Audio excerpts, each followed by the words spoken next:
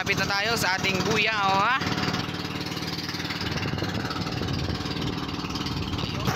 Umpisa naman ng pagbabatak. Alright, tara, let's go, let's do this. Tapos na naman tayo magbatak. Alright, at dito pa rin tayo sa harap ng Barangay Dapdap. Pero kukunti yung huli natin. Diyan daw tayo kakala sa may parting punta ka na to, papuntang Tigiban. Kaya magkakalas muna tayo. Diyan tayo tatargetin natin dyan yung mga lalaking kasag.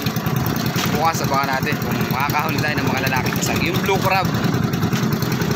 Ngayon huli natin siguro mga ano ulit, mga 8 piraso lang na naman. Akaunti ngayon. Kalas muna ulit tayo, kalas. Tapos lang natin magkana. At ngayon ikukuhain natin yung ating huli na iniwan natin dyan kahapon sa biscuit. Sama na natin to sa huli ngayon dahil babiyahe na daw ulit bukas.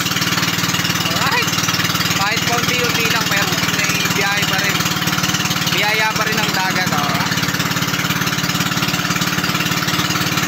So, alright, mainit so, siguro may alas 12 na naman siguro, alas 10 ang tanghali. Ay na umaga pala. Ito na tayo sa biscuits mga ma'am, sir, mga syungahers, mga pugi at ganda. Kuhain muna natin yung ating alimasag mga ma'am, sir.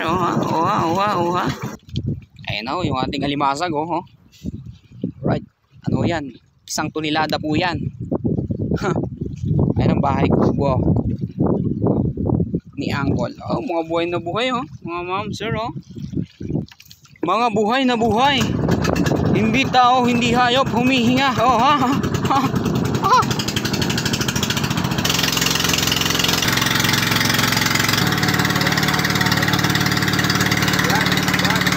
May 3 lao tayo, may 3 piraso tayo. Apat na lao, 3 piraso.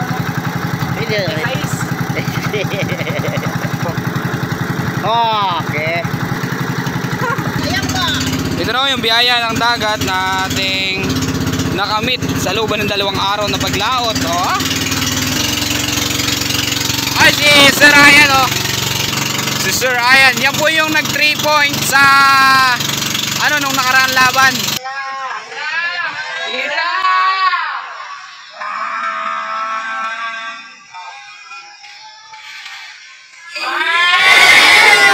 Ayan, malupit po yan, magtitres yan. Dito naman tayo sa ating tungan mga boss, mga ma'am, sir, pugi at ganda.